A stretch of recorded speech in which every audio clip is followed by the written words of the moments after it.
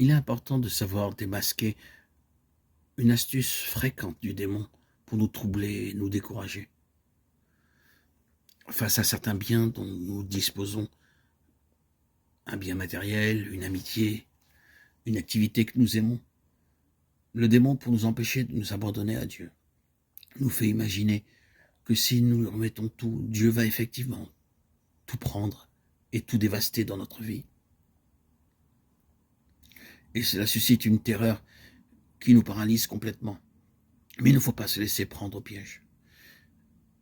Bien souvent, au contraire, le Seigneur nous demande seulement une attitude de détachement au niveau du cœur, une disposition à tout lui donner. Mais il ne prend pas forcément tout.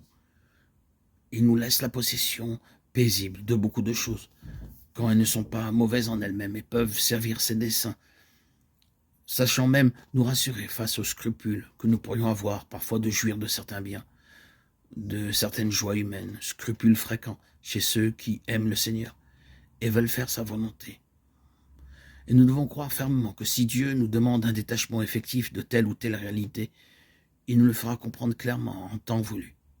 Il nous donnera la force nécessaire.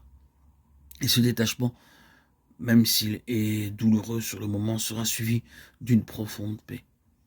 L'attitude juste est donc simplement d'être disposé à tout donner à Dieu, sans paniquer, et de le laisser faire à sa guise, dans une totale confiance.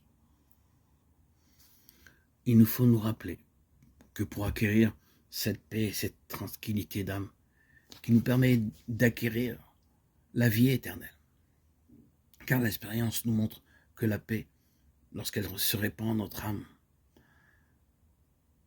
elle nous fait connaître la charité, l'amour de Dieu et du prochain. Elle est le chemin qui nous permet d'accéder au royaume. Et Dieu désire que nous acquérions cette paix.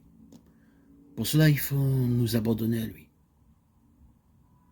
porter nos regards vers lui, vers le Seigneur.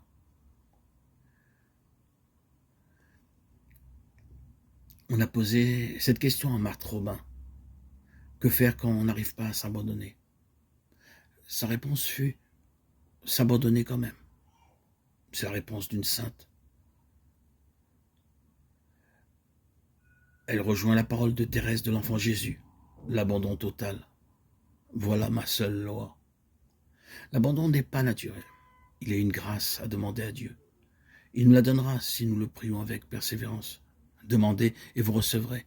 Matthieu 7,7. L'abandon est un fruit de l'Esprit Saint.